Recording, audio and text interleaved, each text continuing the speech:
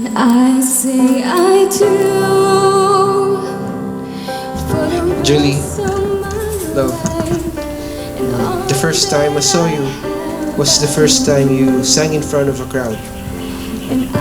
From that moment, when I heard your voice, I knew we are a perfect match. Promise you I'm always turning to dark every day, every moment, every breath you take.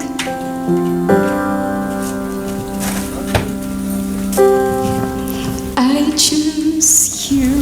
We've been workmates for, I think, 2 years before we had our first conversation. And it was a quick 10 seconds, bababa ka ba? And I just got a smirk.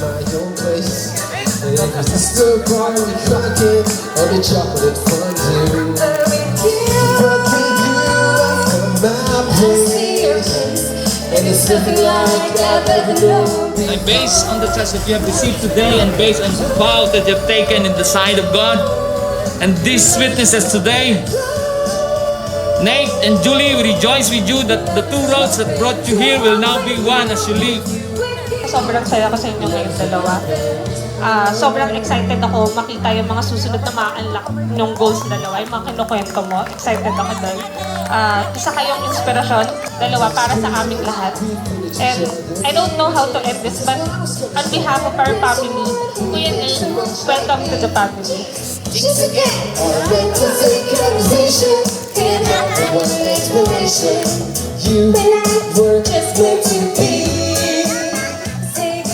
Welcome to the family, Julie. Kahit dati ka pa naman namin ng pamilya, official lang talaga ngayon.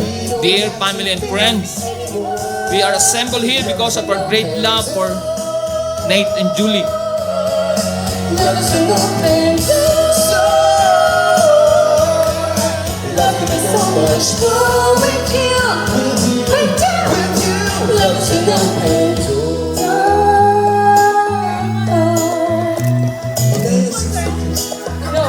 Can I say something crazy? Did you marry me? I just did.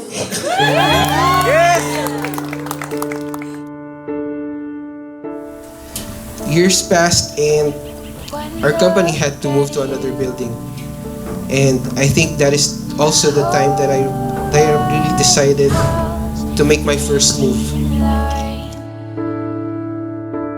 I prayed for you. I've seen you inside the office, crying while working, learning that you've been crying because of heartache. And there's me.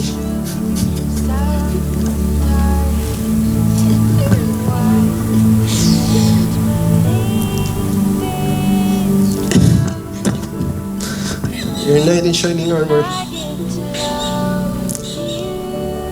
Then, Natalie happened. Matutulong kayong magbigay patawad sa bawat isa.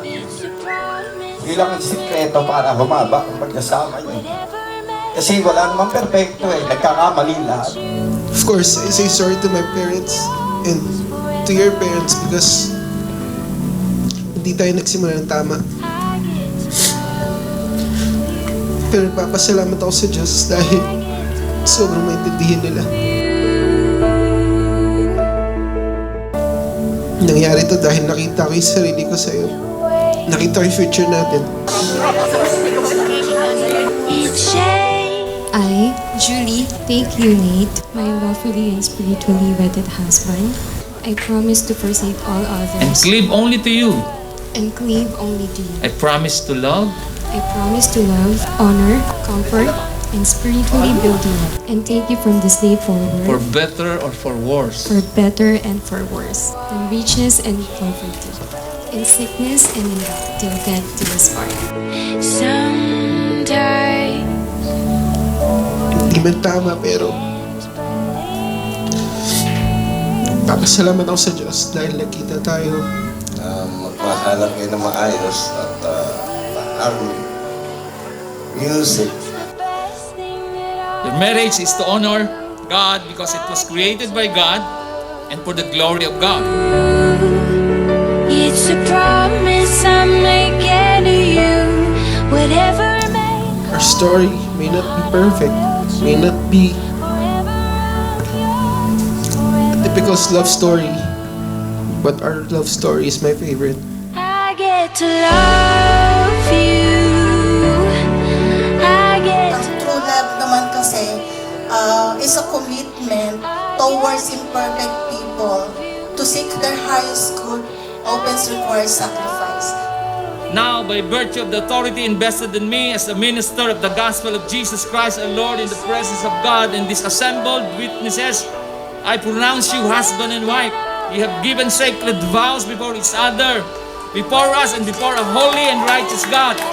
These vows are never to be broken. What God has joined together, let no man separate.